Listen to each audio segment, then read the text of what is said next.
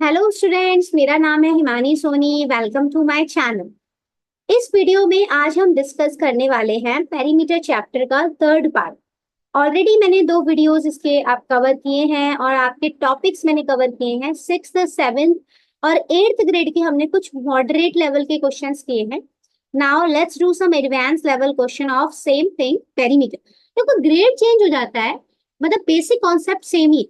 Perimeter is still sum of all the sides. So let me quickly give you an introduction कि हम जब भी perimeter find out करेंगे तो हमें बस क्या करना है, sum of all the sides. That's what you got to do. इस शेप को देखते हैं। ये जो शेप है हमारी, इसका हमें पेरीमीटर निकालना है। बहुत ही इजी है ये। सबसे पहले तो आप लोग ना शेप्स को देखकर डरना नहीं है कि oh it's very complicated, it looks tough. नहीं, ऐसा कुछ भी नहीं है। It's very easy. You just need to stick on your basic कि we just need to sum of all the sides. अब ऑब्वियसली आप ये सोच रहे होंगे कि भाई साइड्स तो पता चलें जब भी तो हम उनको ऐड करेंगे। साइड्स ही पता नहीं है तो हम कैसे ऐड करेंगे। तो आप देख रहे हैं, मैं आप यहाँ पर डबल मार्क है और यहाँ पर भी डबल मार्क।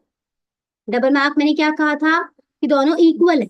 ऑलराइट, अब आपको बहुत इंपॉर्टेंट बात समझनी है कि देखा, मैं सारी हॉरिजॉन्टल लाइंस की बात कर रही हूँ। This this. अच्छा, अगर मैं इसको यहां बनाऊं तो भी एक ही बात है। इसे ये यहां से शुरू हो रही है, यहां से मैं इसे यहां बना रही हूँ। इसे देखो, ये यहां तक जा रही है, इसे मैं यहां बना, और एट द एंड ये यहां तक जा रही है। ये दोनों पॉइंट जो है ना सेम ही है। ठीक है, इस लाइन का कोई मतलब नहीं है, मैं बस आपको पॉइंट दिखाने की कोशिश कर रही हूँ कि भाई ये दोनों पॉइंट हमारे सेम ही है। तो मतलब ये लाइन जो बन रही है वो इसके इक्वल होगी, ये भी 10 होगी। समझ रहे मैं क्या कहना चाह रही हूँ?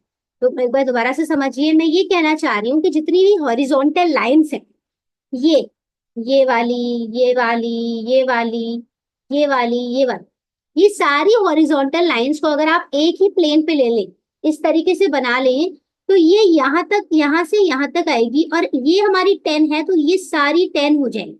It means if you add all the horizontal lines, ये जो स्लैब बने हुए ना सारे, तो ये बेसिकली क्या है, इनको बस ऊपर नीचे कर दिया। You just need to set it in one plane and make a line. If you do that, it will exactly equal to 10 centimeter, right? अब इन vertical lines को देखते हैं। This one, let me change the color for it.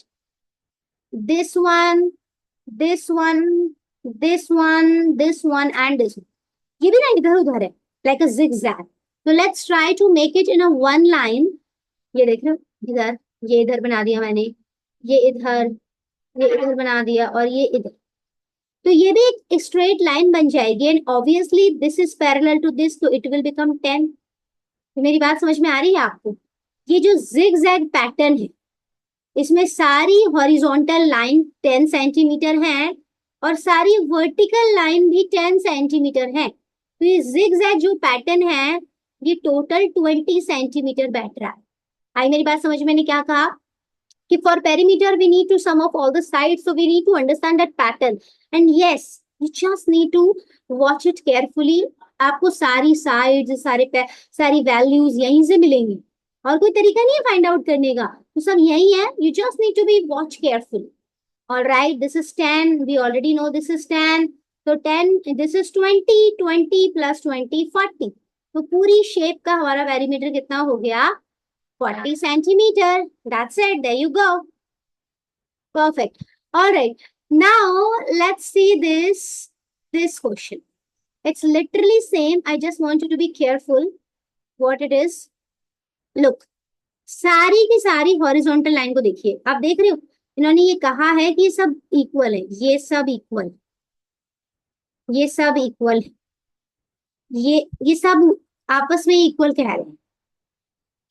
समझने की कोई okay, हाँ, सबसे important बात जो है ना इस क्वेश्चन में वो ये नहीं है कि ये मिलीमीटर में है और ये सेंटीमीटर में है। हमेशा ध्यान रखनी है मेरी बात कि कभी भी हम अगर एडिशन कर रहे हैं, सब्ट्रैक्शन कर रहे हैं, यूनिट्स के साथ हम कुछ भी कर रहे हैं, तो all of them suppose to be in same unit. All of them suppose to be in same unit. ये 1 मिलीमीटर में, 1 सेंटीमीटर में नहीं चले। So you have to convert this 1.1 centimeter into millimeter. और आप जानते ही हैं कि 1 centimetre means 10 millimetre. Obviously you know that. तो 1.1 सेंटीमीटर मीन्स 1.1 टाइम्स 10, और भाई ऑब्वियसली रिमूव करोगे डेसिमल तो इट विल बिकम 11 मिलीमीटर। तो ये 1.1 सेंटीमीटर की जगह आप क्या ले लीजिए, 11 मिलीमीटर ले लीजिए। ऑलराइट, आई होप यहाँ तक आपको समझ में आ गया होगा। तो can I right 11 millimetre here? Okay, let's see that. अब इधर देखो भाई, सारी मैं फिर से हॉरिजॉन्टल लाइंस की बात कर रही हूँ। ये देखो, ये हॉरिजॉन्टल लाइन है, ये हॉरिजॉन्टल लाइन है, ठीक है। ये दोनों क्या ऐसे बना देती हूँ मैं, यहाँ पे ना, यहाँ बना दूंगी, प्रॉब्लम तो नहीं है। ये हॉरिजॉन्टल लाइन है, इसको यहाँ बना देते हैं।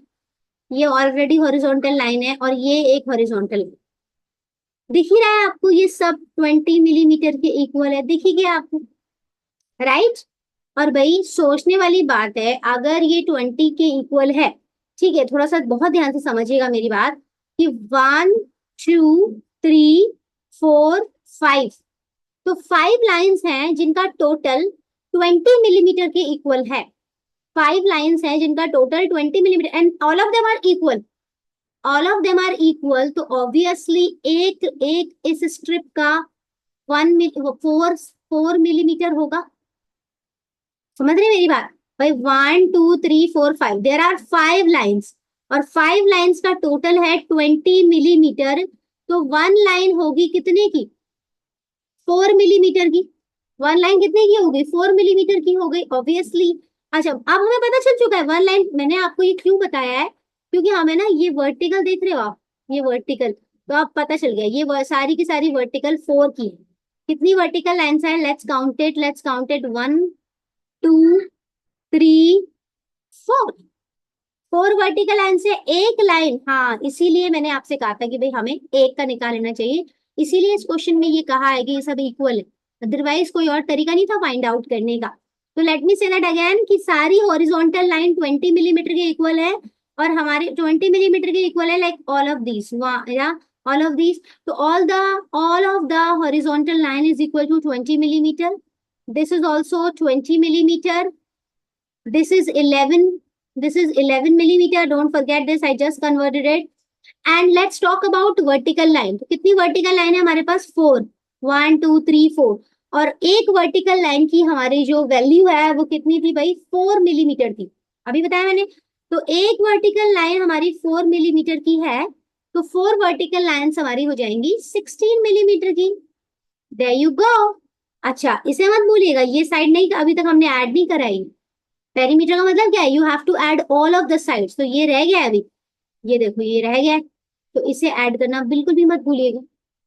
That's it.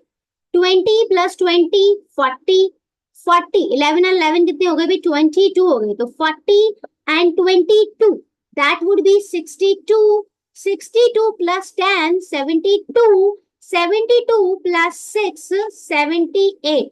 तो ये हमारी पूरा का पूरा जो पेरीमीटर हो गया वो कितना हो गया? 78 millimetre.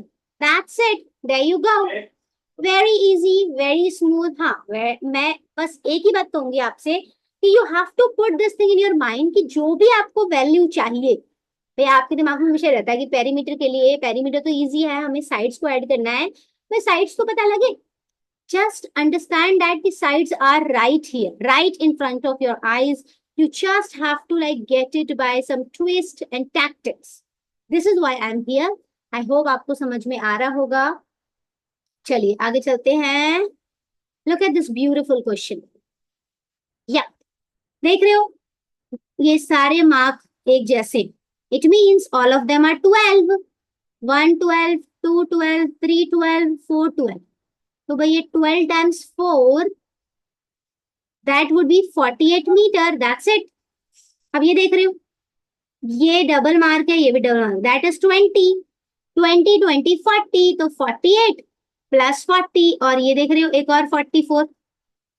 So 3 40s is 120, 132 meters. That's it. There you go. I'm telling you this. This is very smooth, very easy. You just need to understand this whole thing. And that's it. चलिए एक question और देखते हैं जिससे आप और अच्छे से समझ पाएंगे। हाँ, ये देखिए, इस क्वेश्चन में पेरीमीटर दे रखा है ऑलरेडी 60 मीटर्स और आपको ये x फाइंड आउट करनी है साइड। ठीक है, क्वेश्चन में पेरीमीटर दे रखा है, पेरीमीटर ऑलरेडी हमें पता है 60, you have to find out this x। तो भाई हम क्या करते हैं, सारी साइड्स को ऐड कर लेते हैं, पेरीमीटर के इक्वल कर देंगे, राइट, इक्वेशन बना लेंगे। तो चलिए बनाते हैं, 8th ग्रेड में बहुत कॉमन है। I need you to understand that कि this and this is exactly equal to x।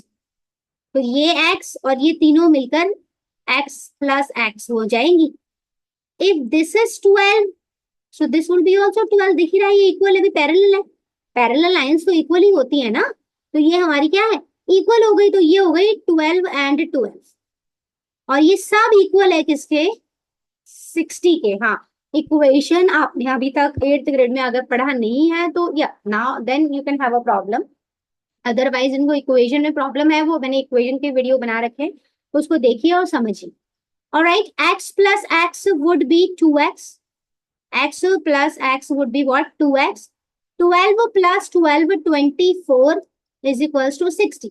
अब 24 को उधर ले जाए, उधर ले जाए नहीं, हाँ इधर। तो ये 24 पॉजिटिव है, तो ये क्या हो जाएगा, नेगेटिव हो जाएगा। That's it. Yep. तो 60 minus 20 is 60 minus 20 is 40. 40 minus 4 that would be 36. तो 2x की वैल्यू हो गई 36। तो x की वैल्यू कितनी हो जाएगी, 36/2, मतलब डिवाइड करना पड़ेगा और ये आ जाएगा आपका 18। और सब कुछ मीटर में चल रहा है तो आपका आंसर भी मीटर में होना चाहिए। आई होप आपको यहाँ तक समझ में आया होगा, अच्छा लगा होगा आपको ये टॉपिक, और I hope it is clearing your doubt. अगर आपको वीडियो अच्छा लगा हो तो प्लीज लाइक और सब्सक्राइब जरूर कीजिएगा। आज के लिए इस वीडियो में इतना ही। Thank you so much, bye bye.